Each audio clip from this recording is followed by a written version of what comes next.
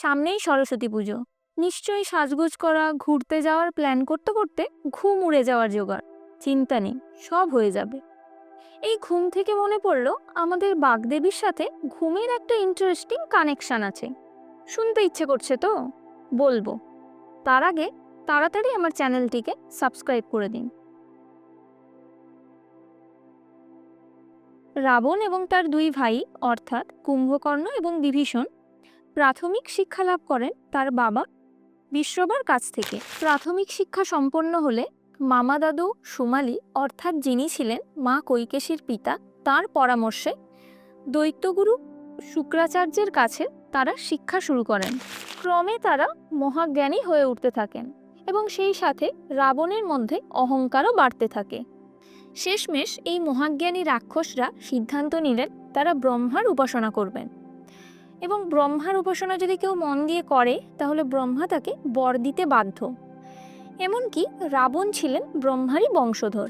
ব্রহ্মা রাবণ এবং তার ভাইয়েরা যে কিছু গণ্ডগোল করতে পারে সে বিষয়ে আগে থেকেই আন্দাজ করছিলেন।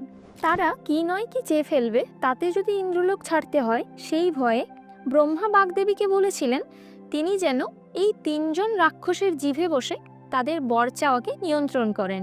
বরের ফলে ব্রহ্মা প্রকট হওয়ার সাথে সাথেই রাবণ এবং বিভীষণ তাড়াতাড়ি বর চেয়ে নেন। রাবণ এবং বিভীষণের ক্ষেত্রে বাগদেবী খুব একটা সুবিধা করতে পারলেন না, কিন্তু কুম্ভকর্ণ একটু সময় নিলেন বর চাওয়ার জন্য।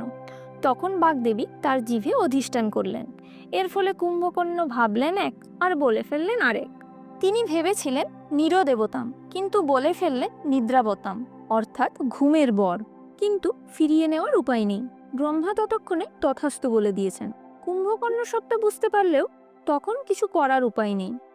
আর এই নিদ্রাবতাম অর্থাৎ ঘুমের বরের জন্য কুম্ভকর্ণ জীবনের অর্ধেকটা সময় ঘুমিয়েই কাটাতেন। রামায়ণের কথা তো শুনলেন, এবার বাগদেবী সরস্বতী মহাভারতের সাথে কানেকশনটাও একটু বলি। সময়ের সূচনার সময় বিষ্ণুর নাভিপদ্ম থেকে ব্রহ্মার সৃষ্টি হয় এবং বিশ্ব ব্রহ্মাণ্ডের সূচনার আগে ব্রহ্মার স্বরূপা রূপে দেবী সরস্বতীর সৃষ্টি হয়। তবে বৈদিক যুগে বেদ বেদান্তে বিভিন্ন গ্রন্থে দেবীকে নদীর স্বরূপা রূপে দেখানো হয়েছে। বেদব্যাস যখন মহাভারত রচনার কথা ভাবছিলেন তখন তিনি গণেশজির আরাধনা করেছিলেন, কারণ এত বড় মহাকাব্য রচনা করার জন্য একজন সুদক্ষ লেখকের প্রয়োজন। গণেশ বেদব্যাসের কাছ থেকে প্রস্তাব পাওয়ার পর খানিকক্ষণ চুপ করে রইলেন। তারপর উনি বললেন, একটাই শর্ত আছে, আমার লেখার গতির সাথে সামঞ্জস্য রেখে আপনাকে বলে যেতে হবে। যদি আপনি তা পারেন তাহলেই আমি লিখব, না হলে লিখব না। কোনো উপায় না পেয়ে বেদব্যাস রাজি হলেন এবং সরস্বতী নদীর উপকূলে দুজনে মিলে লেখা শুরু করলেন। বেদব্যাস দেখলেন গণেশের লেখার গতি ক্রমশ বেড়েই চলেছে। তখন তিনি একটি বুদ্ধি বার করলেন। তিনি গণেশকে বললেন, আমি যা বলবো তার মানে বুঝে তবেই আপনাকে লিখতে হবে। এরপর যা হলো, গণেশকে বোঝার জন্য কিছুটা বিরতি নিতে হলো। তার ফলে ব্যাসদেবও কিছুটা সময় পেয়ে গেলেন। এইভাবে মহাকাব্য রচনা যখন এগোচ্ছে, ঠিক সেই সময় সরস্বতী নদীর প্রবাহে গণেশের মনোযোগে বাধা সৃষ্টি হলো।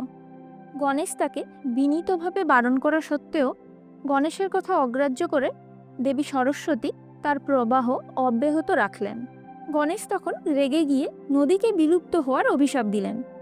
সরস্বতী দেবী তখন দেখলেন মহাবিপদ, তাই তিনি দেরি না করে তৎক্ষণাৎ গণেশের কাছে ক্ষমা প্রার্থনা করলেন।